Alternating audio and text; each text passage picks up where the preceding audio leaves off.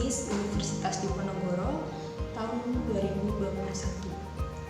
Pada kesempatan kali ini, saya akan membahas mengenai filsafat organisasi. Organisasi sendiri merupakan sebuah wadah dari sekumpulan individu atau sekumpulan kelompok yang memiliki tujuan yang sama. Mungkin bagi sebagian besar orang menganggap bahwa organisasi merupakan kegiatan yang tidak bermanfaat atau membuang-buang banyak waktu.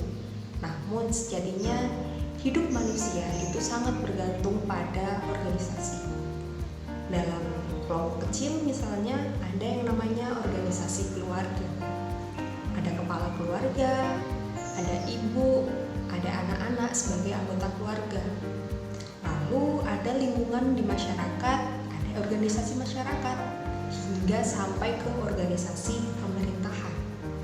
Dan semua itu ada di lingkungan manusia dan itu tidak bisa lepas dari kehidupan manusia.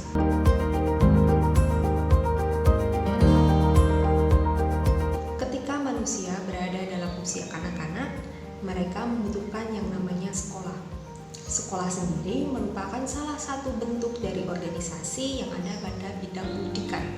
Kemudian ketika manusia itu bekerja atau seseorang itu bekerja, mau di perusahaan atau di instansi, mereka pasti akan bekerja dalam sebuah organisasi. Jadi pada dasarnya kehidupan manusia itu tidak bisa lepas dari organisasi, karena manusia itu merupakan makhluk sosial yang saling membutuhkan.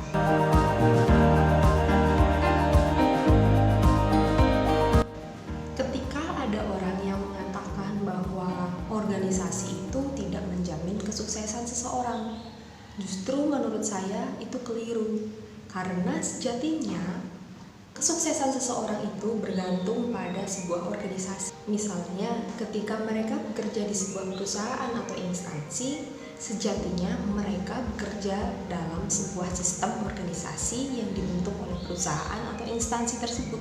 Lalu ada yang mengatakan demikian, ketika saya membuat bisnis sendiri atau usaha sendiri, saya tidak memerlukan organisasi kok.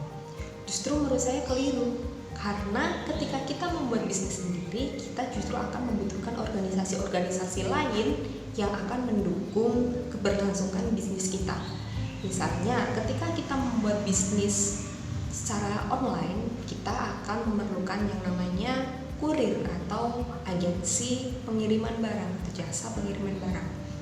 Mereka merupakan salah satu kelompok organisasi dalam perusahaan mereka sendiri.